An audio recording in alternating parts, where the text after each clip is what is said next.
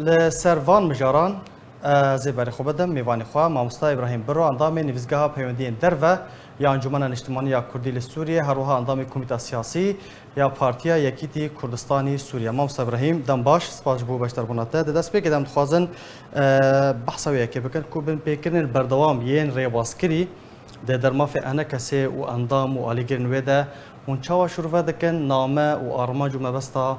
پیاده یعنی پیک اینرن و تاوانه چنه دم باش براستیجی اف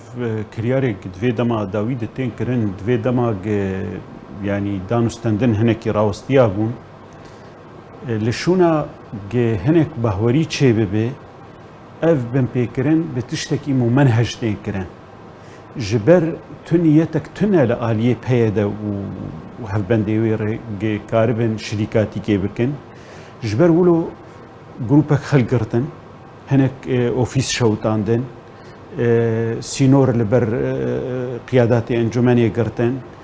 وقالك تشتي درباري ملجي يعني استنجي وزحمتيا وبن بيكرنا تشيدكن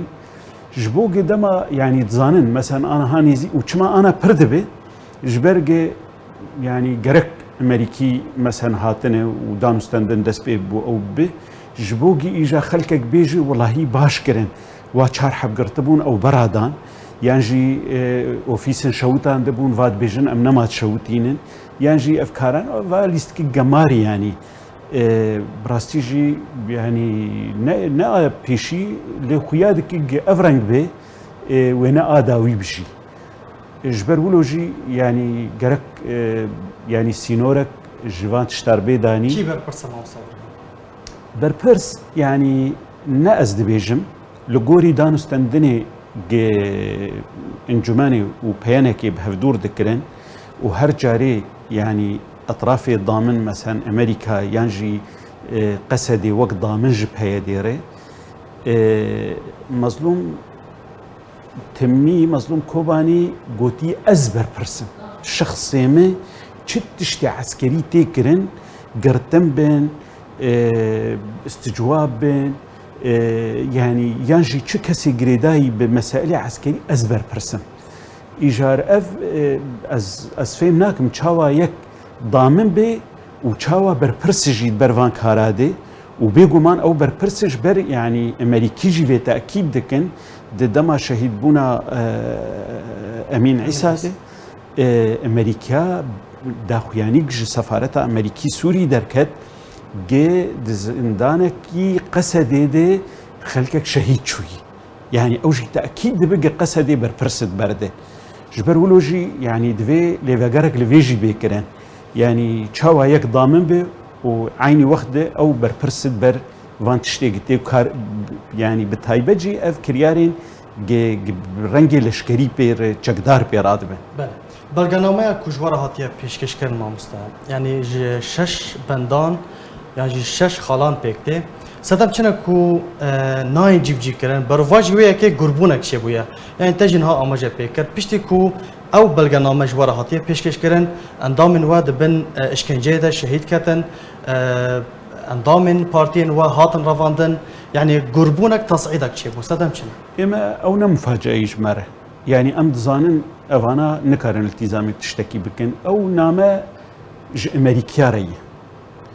وام نزان حتى شو درجه امريكي قبول بكن بهوريا من جي اف ديتني انا داويت تشدبن واف ناريني سياسي مجبور دبن قياده قسدي و بيادي واف منظومه بكاكي جريداي قال جوهرتن بغوتني د ناريني وان تشيبوني ضغطك امريكي ناخوال سروان هي جي هنكي ناريني خو بوكهرن جبر ولوجي يعني اف نامي بكاكيني دجهيجن امريكيه جيرد بيجن ام نكارن يعني جبن كنترولا قنديله دركهن ام نكارن جبن كنترولا ايراني يا ريجيمي دركهن نامنه دشينج امريكاري انه ايمر البيشامه فكري ام دكارن هرن بنظام ري ام كارن هرن بايراني ري ام كارن هرن بدورك در يعني امريكا جي يعني بده جارة هاتي قوتن يعني بقرج رئيس امريكي حطان جي تشو سفيركي امريكي جدو 2014 وورده هاتي گوتنە ئەف هێزك عسکەریش بۆ مە گەرەکی ئەم وام کاربینن ئەرێ ئیش بۆ گەلک تشتا مەسەن گەلک ئالیاوان کارانی لێ داویە ئەمریکا بهترا و کارانینە ئیژارژبەر وڵۆژی ئەمریکی هەنێکی بهنا خۆفرە دەکەن لێ ئەس بەهۆر دەکەم پشتی داویبوونا داعش هات ئەمریکا گەلک تشت کرن يعني مترسيك تشي كرد دفريدي يعني حتى شر داعش هبو روسيا نكاريبو لروجلاتي فراتي به يعني امريكا تركيا نكاريبو يعني ريجيم نكاريبو قالك تهديد بكرنا انا روجلاتي فرات نما يعني ولو محمي جالي امريكا ده ترك سربستن تيدي روس سربستن تيدي ريجيم سربستن تيدي ماموستا ابراهيم درباره داخوانين نوري محمود بردف كبنافي يبهجي ان هذا بولتانا مدجي هات تجي لك وتاركر دبيجي ام جبو بيوانديان بتركيا را بيوانديان باش ام آمدنه دهمان دميدا سرکردین پیده فرماندارن قصده برپرسن رهبریا پیده هر دم تومتان آراسته و دکن هون وکو انا کسی کو تکلی پیوندین و به ترکیه رهنه و یکیمو چاو برآورد دکن براستی اوتی يعني خويا كرن إما وك إنجمنا نجتماني كردي وقلي وغازني جماد بين وشمام بأوبوزيونا سوري راني وشمام دناف أوبوزيوني داني سياستك راسته أو خلقي جيفان تشتاد بيجون كفن بن عاطفة بكاكي وبيادي ويان هناك تشالقواني فيسبوك هذه أو شاشة نتهني نوري محمود أفغوتن غوتي الهام أحمد نتهني غوتي بأمريكاري دبيجي منا مج ائتلاف ارشاندية ام يكيتيا اوبوزيسيوني بكن ايجا بهتر جاري نتهني السر تركات يغوتن چما بيونديه انجمني بتركار هني هين خرابتر دبيجن چما بائتلاف رهنه او دليل شاشبونا وانه غلطيا وانه خوشك جه خوي زلال ندان خوياني كرن انها امريكي ضغطيل واندكن از بخونه دوی بهوریه دم گوی با امریکا بکن حتی داوی لی حتی امریکی لوی دورینه مجبورن بوان گوتنا مسایره او امریکی بکن جالی کی دده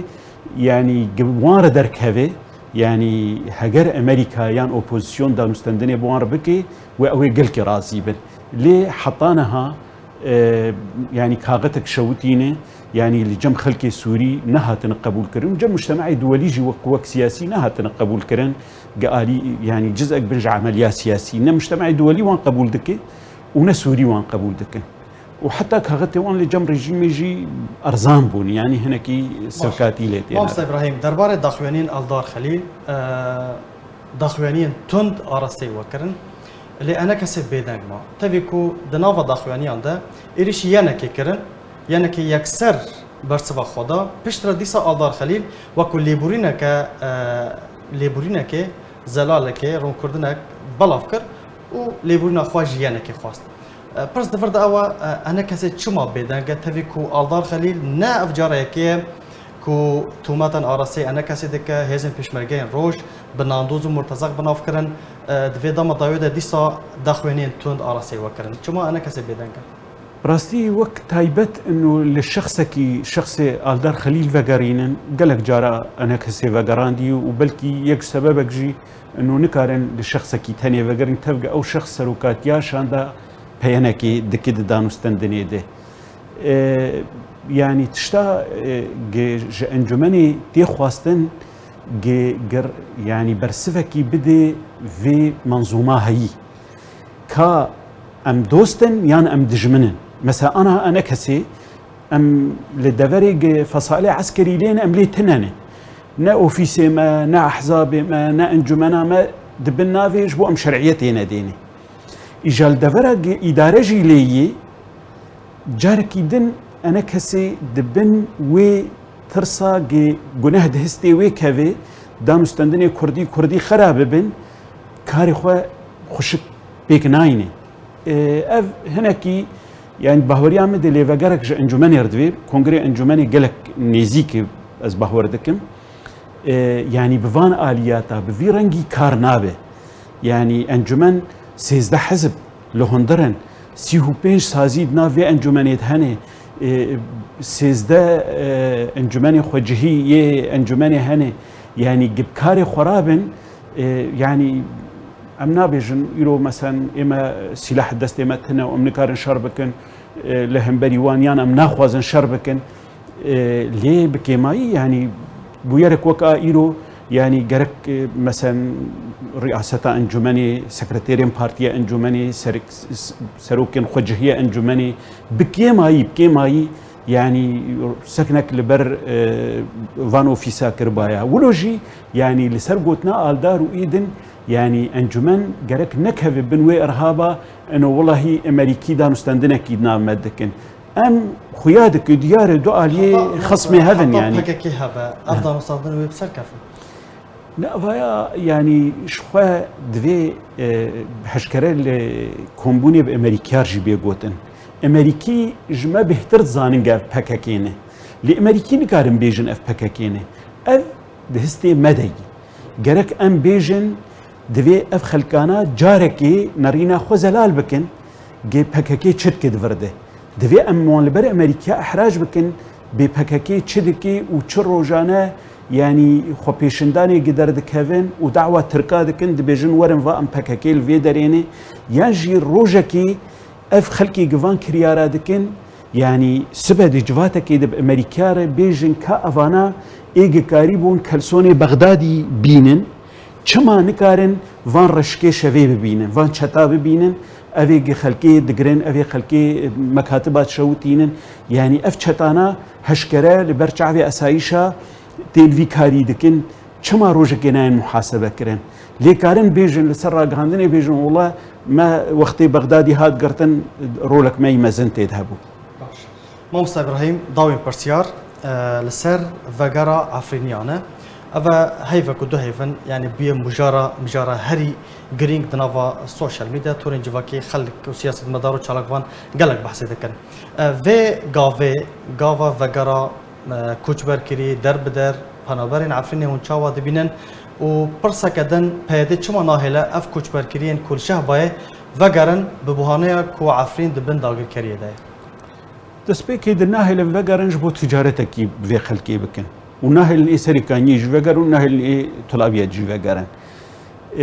وجرا خلك عفريني جي تقدير واحترامي وسلاف ورزي مجوار هني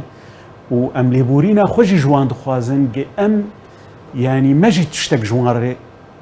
باش ناكدي يعني دبهوريا من دي أزوك نارينا خو وحزب خو بيجم جبر بلكي نارينا أنجمني تفدي يعني جرك أم وك أنجمن جرك أمل بيشافي خلقي بانا جرك ما هنكي أصلاً وان چاره سر كربانا جبر أم بشك جوي أوبوزيونيني جبر أم كارن دانستندن كي دبلوماسي بتركيار بكن أموا بكن يعني مجري جرك هنك باري وان سفك كربانا أفخل قناتين يعني نهاتني عردك جوار بقولارا خستيه تاني نرجم بيادي زحمة يد بينن دهاتنا خوجي زحمة يد بينن جانا بشتي هاتنا خوجي زحمة يد بينن ام لوربانا بلكي مكاريب وهنكي يعني اف استنجيوان سفك كربانا قالك سپاس جبو مامستا ابراهیم برو اندام نویزگاه پیوندی درو یا انجمن اجتماعی کردی سوریه هر وها اندام کمیته سیاسی یا پارتی یکیتی کردستانی سوریه قالك سپاس جبو بشتر باز